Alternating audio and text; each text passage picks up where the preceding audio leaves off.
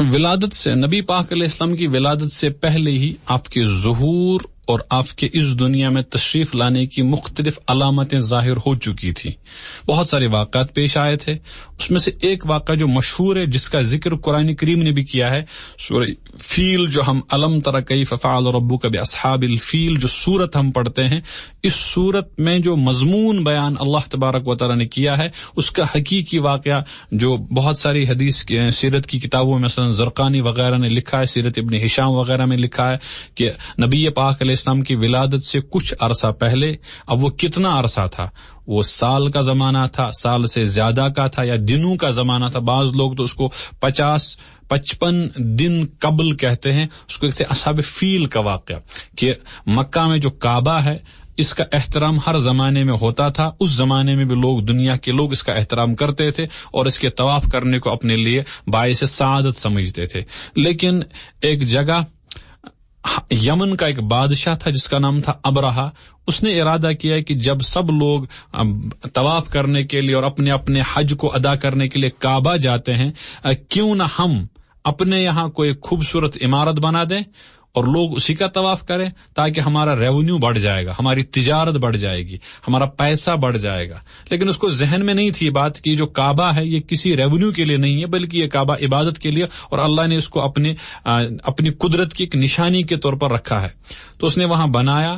اس کو بعد میں اس کے ساتھ کچھ حادثات ہوئے اور اس نے ارادہ، مثلا مکہ کسی آدمی کو غصہ آیا، اس نے کیوں بنایا، اور اس نے اس کے ساتھ کچھ زیادتی بھی کی. اس نے جو عمارت وہاں بنائی تھی یمن میں، تو اس کو غصہ آیا بادشاہ کو، ابرہا کو. تو اس نے ارادہ کیا کہ میں کعبے کو ہی ملیا میٹ کر دوں. تو نکلا مکہ کے باہر، اس نے پڑاؤ ڈالا. منا عرفات کے آس پاس جب ہم آتے ہیں، عرفات سے جب ہم مزدلفہ کی طرف آتے ہیں تو وادی محصر ایک جگہ آتی ہے، وہاں رکتے بھی نہیں ہیں لوگ. اس آس پاس پہنچے ہیں تو اس کے ساتھ جو آدمی تھے، اس کے جو کارندے تھے، اس کے جو لوگ تھے، وہ ہاتھیوں پر سوار ہو کر آئے تھے. تو انہوں نے مکہ کے لوگوں کے اونٹوں پر قبضہ کرنا شروع کر دیا، ان کے اونٹ قبضے میں لے لیے. تو لوگوں میں بحث ہو گئی، لوگوں میں مشہور ہو گئی یہ بات کہ وہ بڑا قبیلہ آ رہا، بڑا طبقہ آ رہا، بڑا لشکر آ رہا ہے، بڑی جماعت آ رہی ہے.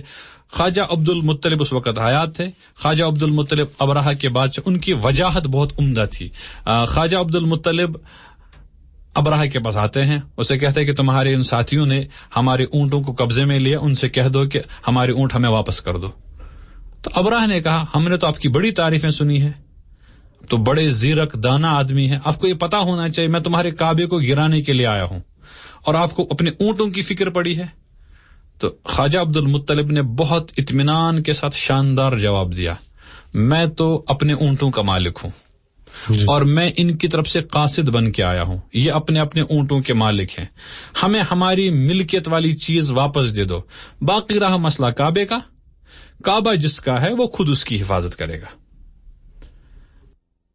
تمہارا مقابلہ نہیں کر سکتے ہیں. اب ہم نے کعبہ اس کے حوالے کر دیا جس کا یہ کعبہ ہے، اور اپنے ساتھیوں کے اونٹ وصول کر کے انہوں نے مکہ ہی چھوڑ دیا، اور مکہ چھوڑ کر وہ باہر چلے گئے. تو اللہ کی مدد پھر آ گئی، اور اللہ نے اسی وقت ابابیل کو بھیج کر اس ابرہا کے لشکر کو نیست نابود کر دیا.